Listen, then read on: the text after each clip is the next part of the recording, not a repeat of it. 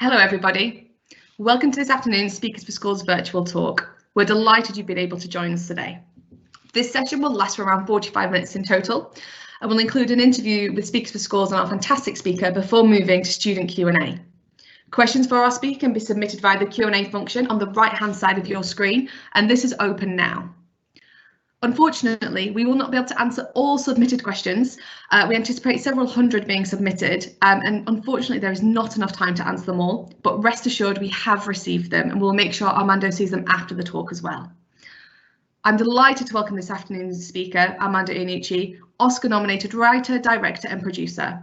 Armando has kindly agreed to join us today to discuss his career in comedy on film, TV and radio, and to answer your questions. Armando, hi, welcome to your first virtual Hello. Speakers for Schools talk. Hello, how are you? Sorry I can't be with you in the flesh, but I'm sorry you can't be in school in the flesh as well, so everyone's sorry. So I think you have a quick overview for us, just the kind of about your work and giving students a little bit more of an idea about your experience. Yes, just in case people don't know, I mean, at the moment the thing that's current is that I directed and co-wrote The Personal History of David Copperfield, which came out in the cinemas here in the UK, January, February, and it's now out. I'm not turning this into a plug, but it is now out to download on Amazon and iTunes and all that. And that starred Dev Patel as David Copperfield and had an amazing cast. It was my third film. Prior to that, my second film was The Death of Stalin, which was a comedy about the death of Stalin, starring Steve Buscemi as Khrushchev, and had Michael Palin in it. But prior to that, going way back, going back about 30 years, I was a huge fan of comedy, especially radio comedy, and I loved listening to Radio 4, the comedies on Radio 4, like I'm Sorry I Haven't a Clue, and the News Quiz and so on. And not long, and then at university I used to write lots of comedy and kind of got involved in taking comedy to the Edinburgh Festival. And I soon got a job in radio back up in Glasgow, where I came from, Radio Scotland, hosting a youth music show. Every word in that sentence sounds terrible, especially the fact that it was me, the uncoolest person in the world, who was hosting it. But I was allowed to do comedy, and that was a real training ground, learning how to produce and work with actors and work with sound effects and editing and directing and stuff like that. And on the back of that, I got a job as a radio comedy producer at Radio 4. This would be about 1989, 1990, where I ended up starting producing some of the shows that I grew up listening to, and then but you're encouraged to come up with your own ideas. And the shows I came up with were a thing called On the Hour, which was a spoof news program, which was presented by Chris Morris and had as its sports presenter Alan Partridge, played by Steve Coogan. And that took off. Alan got his own chat show on the radio called Knowing Me, Knowing You with Alan Partridge. He desperately wanted to be on the telly, so the BBC gave him his own television show called Knowing Me, Knowing You with Alan Partridge. I went to television then to do that, and The Day to Day, which was the TV version of the radio show On the Hour, and my own sort of topical show. I was very much into politics and political comedy. So I did, in the 90s, I did a topical weekly show called The Friday Night Armistice, which was on every Friday night, and about that week's news. I then went to Channel 4 and did my show called the Armando Iannucci Shows, because by then my ego was getting, uncontrollable. And then I went back to the BBC, where I've never wanted to have my own production company, but I had a unit at the BBC where they allowed me to come up with different shows. So I produced Stuart Lee's comedy vehicle for the BBC, and I did Time Trumpet, which was my own show for the BBC, which was like a kind of futuristic kind of look back at today from the future. And I did a thing called The Thick of It, which I suppose is the thing that has been my most popular show, which introduced the world to Malcolm Tucker, the sweary Scotsman who runs the government from behind the scenes. And The Thick of It was a sort of behind the scenes of politics, how politics works, done like a documentary, almost like a drama behind the scenes, really.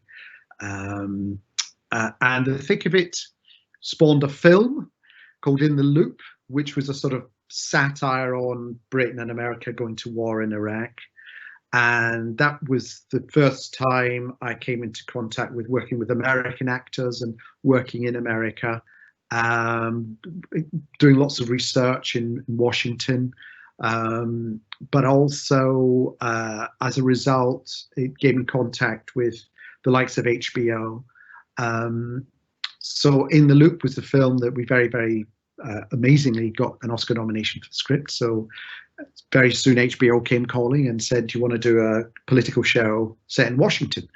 And I said yes, because HBO made, amazing shows. Like my favorite, all-time favorite is the Larry Sanders Show, which I can talk about. You were too young for it. And The Sopranos. So I did Veep with Julia Louis-Dreyfus, which was a comedy set in the White House. Veep, Julia Louis-Dreyfus played Selina Meyer, the Vice President of the United States, and over a course of 7 series out there, she becomes the president and then loses the presidency and fights for it again. And then after that, I came back here and did my 2 next films. I did The Death of Stalin, and I did David Copperfield. And I'm now doing a show for HBO called Avenue 5, which is a sci-fi set in the future.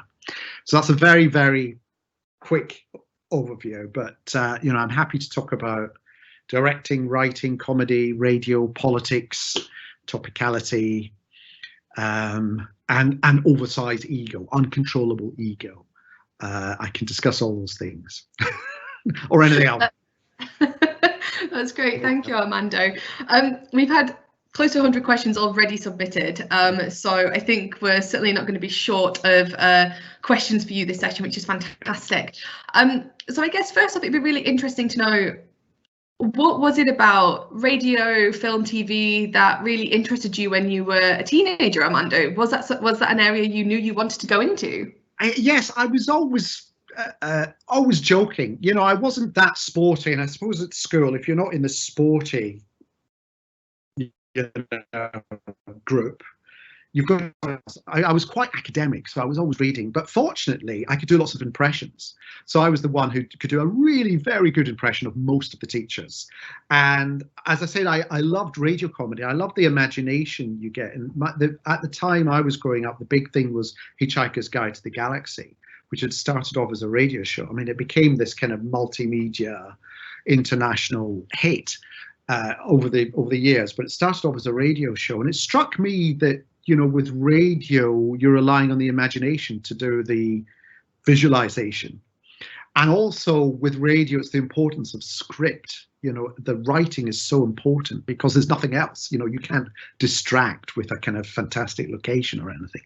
So it teaches you discipline. So I loved the craft of that. And I was writing jokes from about the age of 12, but I always was battling against this notion that it's not a career, though, is it? Comedy's not a career. So, I went on to university. I was at Glasgow and then at University College in Oxford doing an English degree, and I stayed on to do research to try and write a PhD on John Milton and Paradise Lost.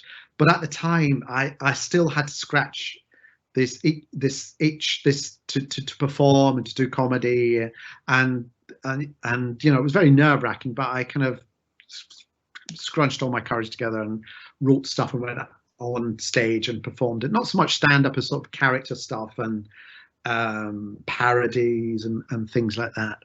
And it was on the basis of that I was encouraged to apply to back up in Glasgow. Radio Scotland were looking for some new. They were going through. They realised their demographic was mostly elderly listeners who liked kind of Scottish country dancing, and that was not sustainable as a kind of long-term plan for Radio Scotland. So there was a new controller who was trying to get a younger audience. So he was on the lookout for younger talent. So it was the only time I was really pushy, really, in that I made sure I had a tape of my act and I wrote and I sent it to people and badgered and stuff like that. And as a result, they said, come and speak to us and chat and have a go. And as I said, my intro, it was a fantastic learning experience because I was doing like a live show every week, mostly a music show, me and Eddie Mayer, whatever happened to him. But I mean, I was quite lucky because Radio Scotland was big enough to have all the latest resources, latest equipment, editing suites, studios, drama studios, sports departments, everything. But it was small enough for you to be allowed to do, you know, your own thing and to just learn, just to muck in with everyone else. So if I wanted to do a sports parody, you know, I could get the microphones that, you know, people use when they're commentating, those lip mics that kind of do that, you see. So already you're starting to turn into Alan Partridge when you start doing that. You know, I could work with news reporters if I wanted to do a parody of a news program, because they had the delivery where everything is said like this, and there's not everything, every word has emphasis all the time, you know, that sort of thing. Rather than getting actors to do it, I just got genuine people to do it, but I just gave them rubbish to say. And that, when I went to London and joined Radio 4, that spawned on the hour this radio news show parody, because I'd acquired the sort of the tricks of how to do that. That's amazing. Thank you I so forgot what much. The question was, actually. It was, how did you get started? How did I get started? Oh, there you go. So yeah, perfect answer. Yeah. Salma has asked, why do you think it's important to make films, Armando? To make films? Well, I mean, I feel like I've become one of these sort of old, just as all the kind of hottest film directors are moving to television and doing streaming, you know, doing multi-episode series for Amazon. I've always had this, I love the communal side of it, and I suppose it's the comedy side of it. I love being in a cinema if it's a funny film, and just the sound of everyone laughing. I just love that communal, live, instant experience, really. This all goes back to the outside ego, looking for gratification. But I love that. And I hate the idea of everyone watching films on their little kind of tiny screens and on this, you know, films are made for, there's something about the canvas, the bigness of it, the richness of it. So I've always had that yearning to make films. I remember Terry Gilliam, who's one of my favorite film directors, saying that his favorite medium are radio and film, because they both kind of do the same thing. Radio, you have to invent the visualization because it's in your head. With film, you can visualize everything because you've got the kind of the stage to do it on, you know. And it was always, at that time, television was always the kind of the sort of Cinderella, the kind of poor one out who didn't quite have the resources to make it look glamorous, you know. That's changed, obviously. So what's interesting now is how, you know, television has lots of cinematic talent attached to it, and I suppose it's making filmmakers think a bit radically now about what you can do with film, you know. So it's an interesting time. So, but I love moving between film and we into the difference between film and television. I find it anyway in terms of experience. But I find that sense of the communal hit, you know, that it engages everyone. And it focuses you can do something when you're in a cinema that you don't do when you're watching streaming stuff. With streaming stuff, you're aware there might be a delivery at the door, or there's a noise or something. When you're in a cinema and in front of this enormous screen, I think you're totally absorbed. So you're taken into it more, I think, when you're at the cinema. Absolutely, I totally agree with that. And just thinking about the Death of Stalin, we've had a few students asking, was it always the kind of baseline idea to make it a comedy movie? And did you ever consider it being a drama at all? I knew it would be a comedy, but I knew there'd be scenes in it that weren't funny and that were not meant to be funny. And I was very clear about that from the start, in that, for those who don't know, it's set around the true events of when Stalin collapsed in 1953. And he'd so imposed a reign of terror on everyone, really, for about 30 years. That, you know, if you disagreed with him, if you voiced opposition, you were taken away, you were shot, you were erased from history. So everyone was so afraid of him, even though he was lying kind of comatose on the carpet, that no one quite knew what to do. No one wanted to be the first person to call the doctors in case that was the wrong thing, or in case they called the wrong doctors, because Stalin was actually suspicious of some of the doctors. Everyone thought everyone should wait until the whole committee arrived and then they should make a decision collectively. And so a lot of it was based on absurdity. And I thought there is something, the only way you can approach this is through comedy, because it is so absurd, this paralysis of fear. But what I said to the cast and to the crew as we were starting is, we have to be respectful of what happened to the people of Russia or people in the Soviet Union. You know, millions of them were died. There was famine, there was shot, there was prisons. We're not making fun of that. The comedy is coming from inside the Kremlin. And the stark reality is what happens, the decisions these idiots make inside the Kremlin. We see the consequences, the very real tragic consequences of that outside. So always in the filming of it and in the editing of it, it was about walking this tightrope between tragedy and comedy and making sure that there was a perfect balance, that the comedy helped the tragedy and the tragedy helped the comedy, and that neither one of them undermined the other. So actually the shoot itself was 7 weeks, but the edit was 6 months, because that's where the real shaping of the final thing. And this goes back to the importance of film. With film, you only have one go at it. With television, you've got multiple episodes. So you're always thinking of new ideas and new thoughts. With film, you just have one go at telling the story. So you have to think very carefully about every aspect of it. That's the sort of discipline that's required for film.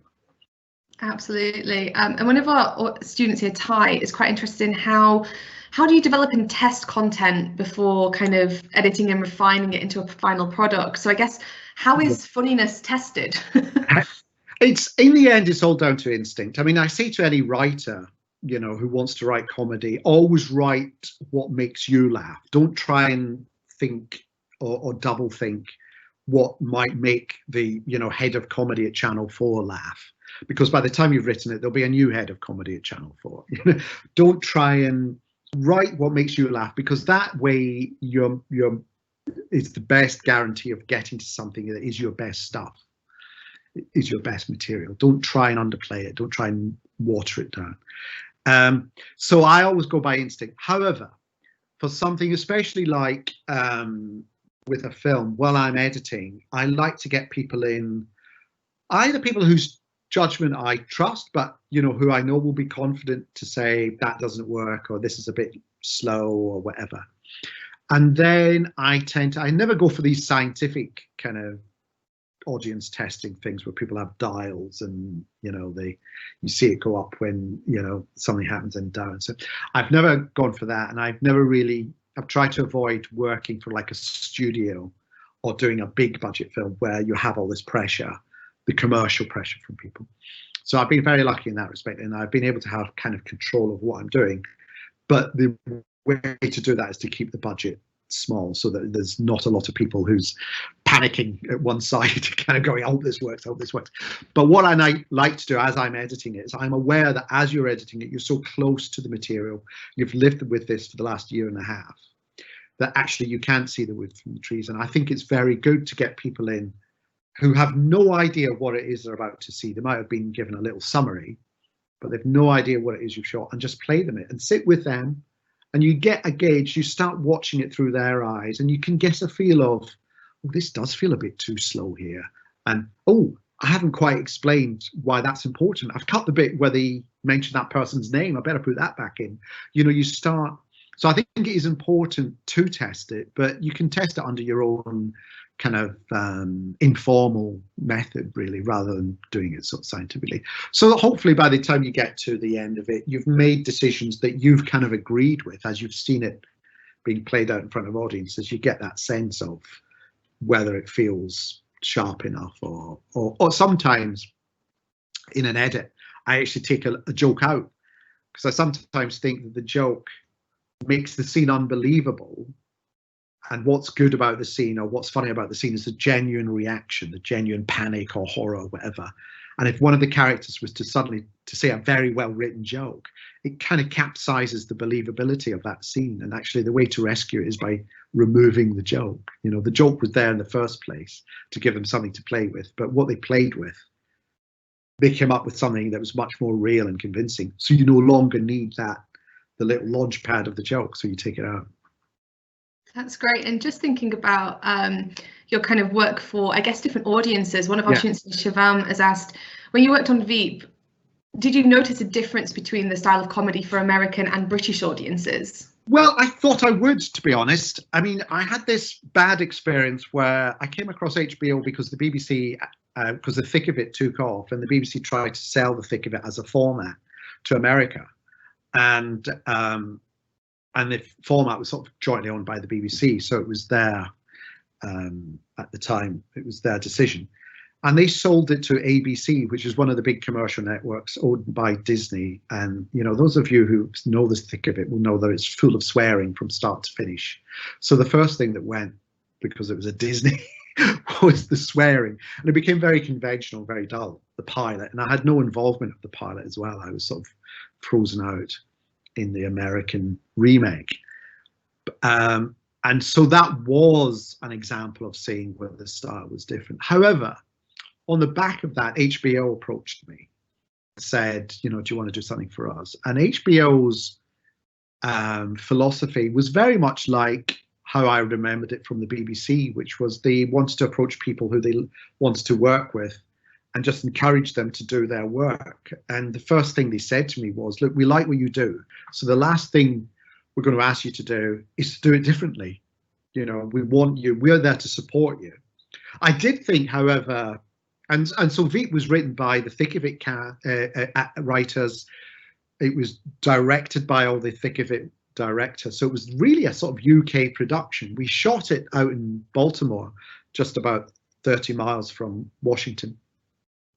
And it was an American crew, but it was a UK team making it. And I did start wonder whether we would be, people would feel it felt different and so on. And I was amazed by how quickly it, you know, unfortunately, people who don't know what they're doing in government is universal. And so we tapped into, but what I said to the cast was, look, they would tell us this would happen, but we wouldn't say it like this. In America, we'd use this phrase instead of that phrase. So I suppose the actual, you know, some of the verbal phrasing we would change. You know, that old thing of it's not a pavement, it's a sidewalk, and you know, but other phrases that we were unaware of that actually in America they said we don't say that, we don't say actually, you know, we say kind of.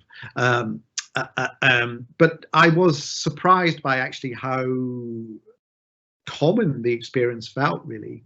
And a lot of American audiences afterwards said, because America was so divided, Republican and Democrat, these two camps that were refusing to speak to each other, people in America were saying it maybe needed someone from outside to come in and look at the whole picture, because they were so grounded in their own kind of politics. Absolutely, thank you so much. So, of course, questions of satire were going to come up in this conversation, Armando. And Phoebe has asked, how relevant do you think satire is today? And do you think it's beneficial to society? And Phoebe's asking about this for one of her EPQ projects, which is an extended project qualification. Yes. Well, I think it's a mark of a healthy society if it has a healthy comedy scene, if it allows comedians and writers to write comedically or disparagingly of those in power. That's always healthy. I think you can go a bit mad if you think that your comedy is going to change things. I think comedy is a way of illustrating something, or of outlining an argument, of being a little bit unexpected, you know, pointing people to another way of looking at something, or looking at a topic differently. But I don't think you can proselytize and preach through comedy. I think people can see through that. And I think if you do want to change people's attitudes and minds, go out and campaign, or join a political party, or write journalism, or become an investigative reporter, or, you know, go into the community and start a group that, you know, I think you have to do something more than just tell jokes. I mean, my concern about someone like Trump, for example, is if you just turn him into this clown, this silly clown, you lose sight of the fact of how absolutely bizarre what's happening in America actually is, and how dangerous and how out of control it could be. So I'm always wary of that. And also, I think you need to write from your own point of view. You know, it's not like I wake up in the morning going, who should I satirize today? I just wake up going, what's annoying me today? What's frustrating me today? Or what's getting me excited today? The thick of it on television was really born out of frustration at the invasion of Iraq, that Britain joining up with America and going into Iraq, when everyone was saying this would be a disaster. Everyone, experts, the military, historians, people who knew the region, foreign affairs, you know, to journalists, to people on the ground. It was the biggest demo ever, the anti-Iraq demo. There was 3 million people on the streets there. You know, it was a universal. So I was angry and frustrated that despite all that, it happened. And lo and behold, it was a disaster. So the thick of it was about, okay, how can I channel that frustration into, why don't we make something that lets you see how decisions are made in government and how they can tumble out of control, or how they are reined in if they have to do a U-turn. Just what's going on behind those walls, because all these walls in Whitehall, from the outside, they look like the sort of building inside of which people know exactly what they're doing. And it's only once you go in and look around you realize they don't, that like you and me, they're sort of making it up as they go along and are just getting through the week, really, and hope to get to Saturday in one piece. You know, that's the frightening kind of revelation. And it was the same when I went to America and researched for In the Loop. And I went to the CIA, the State Department. The guy at the CIA said that he joined the CIA thinking he just worked at a desk, and he said he kind of dreamt that about after 3 years, someone would come and tap him on the shoulder and say, "See, in that room there, that's the room you want to be in, the room with the big screen and all the kind of point of view of the kind of." And he went, it never happened. He just stayed at the desk. That's fantastic. Thank you so much. I think obviously we've had a lot of questions about your own work and your own experience, Armando, and we have many more of those which we'll come back to later. But we have a lot of students asking for advice, particularly those who are interested in working in film, TV, or even radio. And Jude has asked, what would be your #1 piece of advice for those of us looking to pursue a career in media, especially screenwriting? Okay, right. I don't know if I've already said the #1, which is if you're writing, write for yourself and for those around you, your friends or whoever it is that you're writing with, or don't try and, you know, invent a separate audience, because you'll end up writing down, and you mustn't do that. You mustn't dilute the quality of what it is you're doing. And the other thing I say to people who write is you know, when I was starting, there were very few outlets. I mean, there was no internet to start with. So if you were writing something, you had to type it and send it somewhere and just hope that someone would read it. And some of the radio shows I listened to were radio shows that encouraged writers. There was a topical show called Weekending. Lots of amazing writers, including Douglas Adams, actually, wrote for that. They just started off just coming in off the street and meeting and writing something. And after 4 or 5 weeks of it, a producer might have used a little piece, and maybe after a year of it, the producer might have commissioned them, so guaranteed that they would have material on. Those things appear, but what there is now is just the ability to make stuff very easily, the ability to post stuff up, to make stuff public. You know, that's not to say if you put a blog up or if you went out and shot a little 3-minute film and put it up. That's not to say that millions will see it, but good across the top, I found. So there's no excuse now not to write. There's no excuse, because you can do. And what I say is, keep doing it, because either thing you do gets like 5 viewings or something. If you do the next thing, you'll have learned something from making the first thing or from writing the first thing that you even subconsciously will start feeding off as you write. And the same applies to the third thing, and then the fourth thing, and then the fifth. So keep doing it, because gradually you will, you'll find those clicks increase, but also you'll find you just get better at it. The early learning mistakes, will mean that every time you start afresh, more confidently, you've got a bit more experience behind you. So that's how you do it. And I always find it easier to work with others as well. As a writer, to find someone else who's sort of simpatico and you can bounce ideas off. I find funny ideas seem to arrive faster that way, because you're spurring each other, making something. If you know of 2 or 3 other people who are like-minded, then that gives you people to test material on, but people to help out with you, and so on. Absolutely, that's fantastic. And then the other thought is, of course, is then look at what it is you enjoy watching, and the things that you look who's making it, and then write to those production companies or to the producer of it or the writer of it. And say why you enjoyed it, what it is about it you enjoy. And I think generally people are happy to have people come and, observe for a day, observe for a week. That's how I got my job at the BBC in London while I was in Scotland doing radio comedy in London. Follow them about for a week. And as a result, I learned an awful lot from it, which I applied to my work in Scotland. But it did mean a year later, when I applied for a job in Radio 4, they had already seen me. They knew who I was, because I was that guy who was down last year and following you around, So it just helped that sense of connection and so on. Absolutely. I guess the idea of getting your foot in the door and then hopefully making the impression and help making those connections. Exactly. And it doesn't have to be like aggressive. Sometimes I find if people are quite aggressive, I think really, but enthusiastic, enthusiastic, willing to learn, willing to watch, willing to listen, really.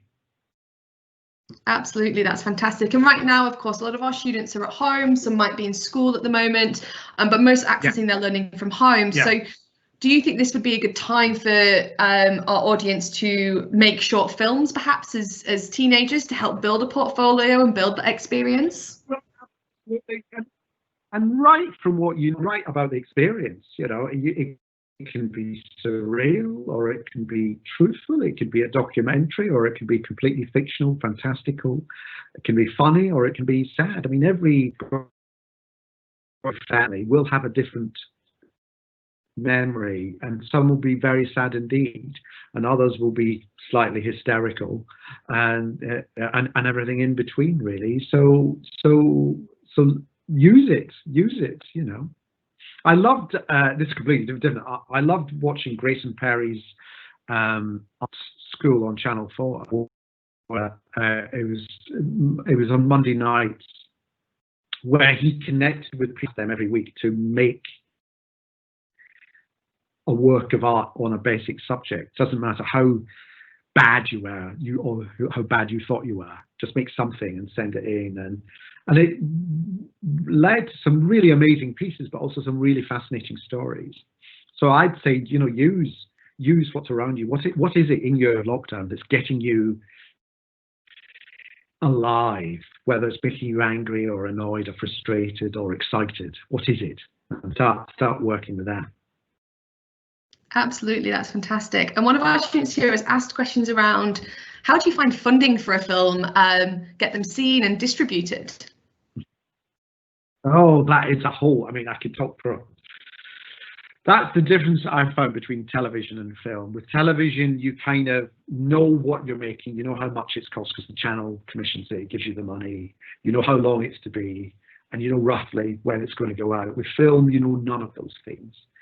You don't know whether it'll get made. When it is made, you don't know whether it'll get shown. If it is being shown, you don't know when or how or in which countries. I mean, film is a mad business model. I don't know how films get made, really. I mean, they do.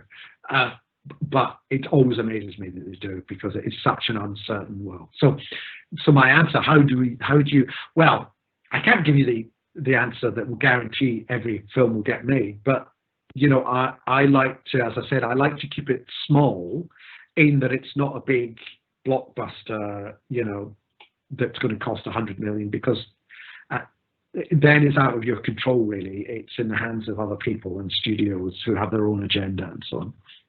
So I find the smaller I can contain it, the better, because it means, you know, it's less of a risk for people. I mean, it's still a substantial risk for people who are putting their money in.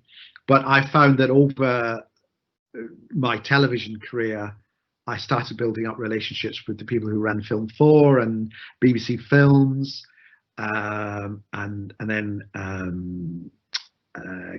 Studio Canal, who did in the Loop, and gradually that way. But I don't have an instant answer.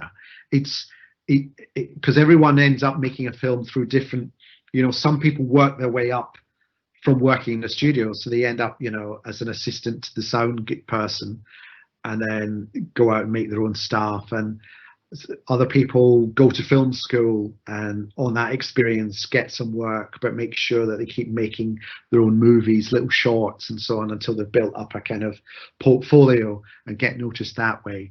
Go on the festival circuit, you know, where there are lots of short film festivals and documentary film festivals. But that costs money. That requires you traveling around. It's difficult. What I'd say is just keep in touch with BFI, British Film Institute, and BIFA, British Independent Film, because they have all sorts of schemes, knowing that, you know, when you're young and starting out, especially if you're not in London, you know, if you're talented but just don't have the resources or don't have the economic means, there are all sorts of schemes now to kind of hunt for those people and find the best ones and mentor them and pay for them to join a production. What we did with David Copperfield and what I did with Avenue 5 was I said to every department, so lighting, costume, makeup, I want to take 2 trainees on, and those trainees will be recommended to us by the BFI. So these are trainees taken from all around the country who have got the talent and the ability, but just, you know, can't afford to just take off and live in London for 6 months on a tiny salary and somehow get by. So we did that, and we did that for Avenue 5 as well. And similarly, for Avenue 5, for writing, I was looking for new writers, so I said to every writing agency, send me scripts from your kind of youngest but most promising writers, but take all the names off, so that I was just getting material, not knowing age, gender, background, nothing really. I was just reading the scripts, and then the funniest ones I got in touch with, and they became that's good luck. Is that good luck? I don't know. Not sure.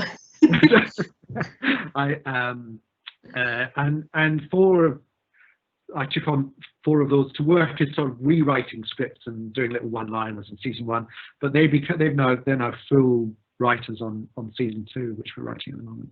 So it's that way really. Just look around. I think those organisations I mentioned might be able to, and also locally in your area. You know, we shot a lot of David Copperfield in Hull, and I know there's a Hull filmmaking scheme there. Within various regions, Glasgow, Edinburgh, Manchester, you know, the southwest, there are, you know, kernels of filmmaking and writing and mentoring schemes there, and just hunt them out and get yourself known, you know, attach yourself to them. That's fantastic. Thank you so much. So now we have a few other questions about students who are, I think, thinking about their own futures and careers, and also how they can be successful in the film and TV industry. And Alessandra asks, while creating a series, what are some of the key things to keep in mind in terms of writing, whether that's characters, stories or arcs, and later on directing. Do you have any top tips? Well, I always start, I think, with the characters, really. They kind of, when I started way back in radio, I remember a radio producer who was a very good drama producer said to me, if you have a good cast, if you've cast well, you've done 90% of the work. And I could see what he means. You know, once you have a good cast, you're excited. You want to write more stuff for them. You imagine you're playing it in your head with their kind of voice, you know. And so for me, it's always just the characters. Yes, you know, we come up with the situation. So Death of Stalin. With Avenue 5, it's 6,500 people stuck on a spaceship for 8 years. So, you know, but then immediately our first discussion is about, okay, who are the key figures? What are they like? You know, what drives them? What's their personality? And the stories really are then about their characters and how they cope. The thick of it was really, I did a lot of research. I spoke to, you know, for background, I spoke to former cabinet ministers, political advisors, political journalists, MPs, civil servants, and the same key kind of figures. You know, I was asking in a minister's office, who are the 4 or 5 key people? And once you had an idea of who these people were, and in the course of doing my research, meeting these people, you built up a picture of what these people were like. I mean, it was a great revelation to me to discover quite a lot of government departments. The advisors are only in their mid-20s, and yet they're coming up with, would it be a good idea to be 1 meter apart or 2 meters apart? You know, would it be a good idea? You know, it's these massive questions are being, not that I've got anything against people in their late teens and early 20s, but I just ask you to be very, very kind to my generation when you're in charge, that's all. But that was a revelation to me, how, you know, when I was researching in the loop about the war in Iraq, there were people in the CIA saying that, you know, the Iraqi constitution drawn up by the Americans was drawn up by these 24-year-olds who had a degree in political studies from Georgetown University in Washington, but had, you know, had never bought a house or bought a new car, you know, hadn't really gone through life experiences, but there they were telling a country how it needed to run itself. So that for me was a big revelation, but that's all from character, really. That's this. So what's it like being a 24-year-old suddenly being told that you have to reform the National Health Service in 3 weeks? You know, what does that do to you? On the one hand, you know, I had stories of them boasting about it at home because they loved the idea of saying that they were at the front line, but actually they were also drinking heavily because it was so stressful, you know, and that gives you a story, really. It does, absolutely. And I think that getting to see things from a slightly different perspective and learning about things that you might not have known before is so exciting. And just thinking about kind of creating that perfect cast, Anna has asked, hi Armando, how do you manage to get the perfect cast? And usually how long does it take to find the right cast? Well, I've been very lucky because I work with a casting director called Sarah Crowe, who I've worked with for about 20 years. So she was the one when we were casting The Thick of It who said, oh, you must meet Peter Capaldi. She was the one who suggested Steve Buscemi for playing Khrushchev in The Death of Stalin. So we have that kind of relationship. But she knows that I like to work with people who are happy to be, not just learn the script, but to inhabit the characters. So if I were to suddenly ask them a question, they would quite confidently answer back as the character. And I keep saying to them, it's not about you coming up with lots of funny stuff. We've got writers. I just need to know that you're comfortable. If we've shot the scene, if I don't say cut, would you be able to carry on in character? It's about that. And I'm always looking for people who are happy to be collaborative. I have a no asshole rule in anything, really, in that I don't, no matter how talented an actor is, if you know they're going to be trouble or are going to demand that all the good lines go to them, or that, you know, the camera's on them when they're at their most beautiful, I haven't got time for that. I would much rather work with actors who are happy to look like idiots and trip themselves up, and or I mean, for example, you know, I work a lot with Steve Coogan. Steve is a very generous performer because there would be times when we're rehearsing a scene in I'm Alan Partridge, and he'd have a funny line, but Steve would be the first person to say, I don't think Alan should say that line. I think it's funnier if you said it, pointed to one of the other actors. And he'd be right, you know, and it's that willing to be part of the team, because, and that goes with writers, they have to be happy to write a thing, but then have it changed, and maybe someone else might write another thing for it, and everyone swaps around everyone else's. Because if you're collaborating in something, then if it works, you all get the credit, you know, so you'll all be proud to say, oh, I worked on that. But if you're sort of, no, you can only say my lines and you mustn't change them, then for me personally, that's not going to work, because I'm after that kind of collaborative thing. I think because I want to be surprised, I actually like to go on set not quite knowing fully what's going to happen when we shoot something. You know, I want other people to be throwing in their suggestions and trying things out that I wouldn't have thought of. And then I become the audience as well as the director, really. Which is fantastic, and unfortunately we are running out of time. So just one last question, Armando, and that is, what's the best thing about your job? I tell you what, it doesn't feel like a job. It really doesn't. It just, you know, I said right at the start, you know, I was paranoid, like, is comedy a job? Is it a job? I don't feel, because I've been allowed to do comedy all the time and make people laugh and look at the topics that interest me, I work really, really hard. You know, it's not been a breeze. I work really hard at it. And I work with even the most recent thing, I hope to work as hard on it as I did when I was starting off, age sort of 24, 25.